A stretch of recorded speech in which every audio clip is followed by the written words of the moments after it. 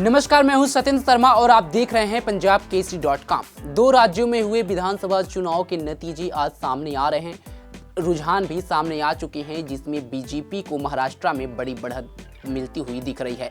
तो वहीं झारखंड में मुकाबला 50-50 का नजर आ रहा है। लेकिन आपको बता दें कि झारखंड में जो मुकाबला 50-50 का नजर आ रहा था, अब इंडिया ब्लॉक ने यहां पर बहुमत का आंकड़ा पार कर लिया है।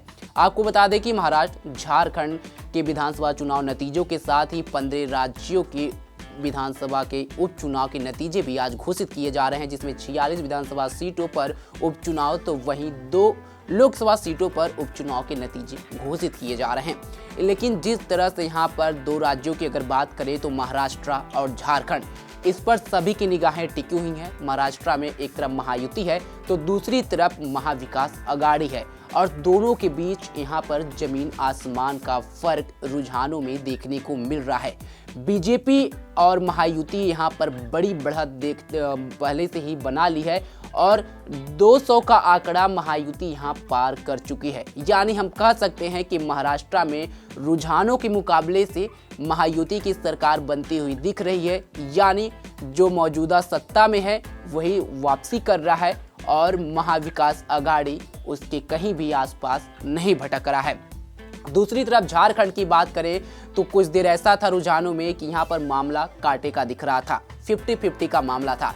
लेकिन अब इंडिया ब्लॉक ने बड़ी बढ़त बना ली है और झारखंड में इंडिया ब्लॉक की सरकार बनती हुई दिख रही है। अगर महाराष्ट्र के नतीजों की बात करें जो अभी तक रुझान में सामने आए हैं, उसमें बीजेपी यानी महायुति को 214 सीट यहाँ पर मिलती हुई दिख रही है। रुझानों के हिसाब से तो वहाँ महाविकास अघाड़ी दल को 62 सीट पर अभी फिलहाल ये आगे चल रही है। अगर पार्टी वाइज सीट की बात करें तो बीजेपी 125 सीटों पर आगे चल रही है और यहाँ पर शिवसेना शिंदे गुट की अगर बात करें तो 54 और एनसीपी अजीत पवार गुट की बात करें तो 34 और अन्य की बात करें तो 2। ये था महायुति का आंकड़ा जो हमने आपको बताया। अब बात करते हैं महाविकास अघाड़ी यानी कि एमवीए की। तो इसमें अगर बात करें शिवसेना यूबीटी की तो 21 सीटों पर फिलहाल अभी वो आगे चल रही है और यहाँ पर अजीत पवार की चाचा शरद पवार के एनसीपी की अगर बात करें तो वो 14 सीटों पर आगे चल रही है। कांग्रेस 22 सीटों पर आगे चल रही है और महाविकास अघाड़ी दल में अन्य 4 सीटों पर आगे चलती हुई दिख रही है। फिलहाल अभी ये रुझान है। आंकड़े 12 बजे के बाद लगभग 1 बजे तक सही हो जाएंगे कि यहाँ पर कितने आंकड़ा जा रहा है और किसकी सरकार बनती हुई दिख रही है। हालांकि रुझानों के हिसाब से यहाँ पर अभी तक महायुति यानी कि एनडीए की सरकार बनती हुई महाराष्ट्र में दिख रही है। अगर झारखंड की बात करें तो झारखंड में सीधे तौर पर इंडिया ब्लॉक के लिए बड़ी खुशी की लहर है और यहाँ पर क्लीन स्वीप करते हुए दिख रहा है। यानी कह सकते हैं एक बड़े बढ़त के साथ इंडिया ब्लॉक यहाँ पर सरकार बनाती हुई दिख रही है। जिस तरह से झारखंड में जनवरी में हेमंत सोरेन जो मुख्यमंत्री हैं उनको सीबीआई के द्वारा अरेस्ट कर लिया गया था, उसके बाद से बड़े दाव चले थे, चंपई सोरेन को मुख्यमंत्री बनाए थे और जैसे ही चुनाव नज़दीक आया चंपई सोरेन ने यहाँ पर बड़ा दाव खेलते हुए जेएम पार्टी से अलग हो गए, बीजेपी ज्वाइन कर लिया, बीजेपी से वो चुनाव लड़ रहे हैं। लेकिन बीजेपी का ये जो दाव था वो झारखंड में काफ़ी गलत साबित होता हुआ दिख रहा है और झारखंड में जेएम बड़ी पार्टी बनकर उभरती हुई दिख रही है और इंडिया ब्लॉक की यहाँ पर सरकार बनती हुई दिख रही है। बता दें कि झारखंड में इंडिया ब्लॉक के खाते में अभी तक 50 सीटें गई हैं, यानी कि 50 सीटों पर इंडिया ब्लॉक बढ़त बनाई हुई है और एनडीए की बात करें तो 29 सीटों पर एनडीए ने बढ़त बनाई है, अन्य 2 सीटों पर बढ़त बनाई है। यानी कह सकते हैं कि झारखंड में यहाँ पर इंडिया ब्लॉक को बहुमत मिला है और झारखंड की सत्ता पर दोबारा इंडिया ब्लॉक काबिज होने जा रहा है। यानी दोनों राज्यों की अगर एक बात करें, सीधी बात करें तो दोनों राज्यों में सत्ता परिवर्तन नहीं हो रहा है, जो सत्ता में है उसी की वापसी हो रही है। ये सबसे बड़ी खबर है कि महाराष्ट्र हो या झारखंड हो, दोनों राज्यों में रुझानों के हिसाब से सत्ता में कोई परिवर्तन नहीं हो रहा है। जिसकी मौजूदा सरकार है उसी की वापसी हो रही है।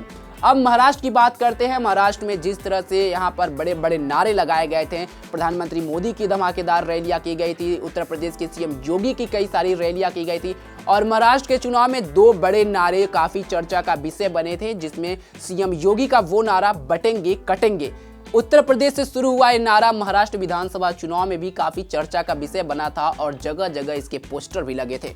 वहीं पीएम मोदी का भी बयान एक रहेंगे तो सेफ रहेंगे भी महाराष्ट्र चुनाव में काफी हद तक लोगों के बीच चर्चा का विषय बना था। और एनडीए, बीजेपी, सीएम योगी यहाँ पर हिंदुत्व की ओर से लगातार बैटिंग कर रहे थे और कहीं ना कहीं बीजेपी को महाराष्ट्र में इसका फायदा मिलता हुआ दिख रहा है। अब देखना होगा कि महाराष्ट्र में बीजेपी बड़ी पार्टी बन करके जरूर उभरी है, 100 से ज्यादा सीट लेकर के आई है, लेकिन क्या मुख्यमंत्री किसका होगा? क्या बीजेपी सबसे बड़ी पार्टी बन करके उभरी है, 100 से ज्यादा सीट लेकर के आई है, 149 सीटों पर उसने चुनाव लड़ा था और लगभग 111 से लेकर के उससे ज्यादा सीट पर बढ़त बनाए हुए है। यानी महाराष्ट्र में सत्ता तो वही रहेगा, मुख्यमंत्री जरूर बदल सकता है। और झारखंड में सीएम हेमंत सोरेन के फेस पर चुनाव लड़ा गया था, यानी कह सकते हैं कि झारखंड के मुख्यमंत्री अगले हेमंत सोरेन ही रह सकते हैं। अब बात अगर परिणाम की बात करें तो फिलहाल अभी ये रुझान है, 12-1 बजे तक रास्ता क्लियर हो जाएगा कि किसको कितनी सीट मिल रही है और किस राज्य में कौन वापसी कर रहा है। लेकिन रुझानों के हिसाब से दोनों राज्यों में सत्ता में कोई परिवर्तन नहीं देखने को मिलेगा। महाराष्ट्र में महायुति की सरकार थी और मौजूदा समय में, आने वाले समय में महायुति की सरकार बनती हुई दिख रही है।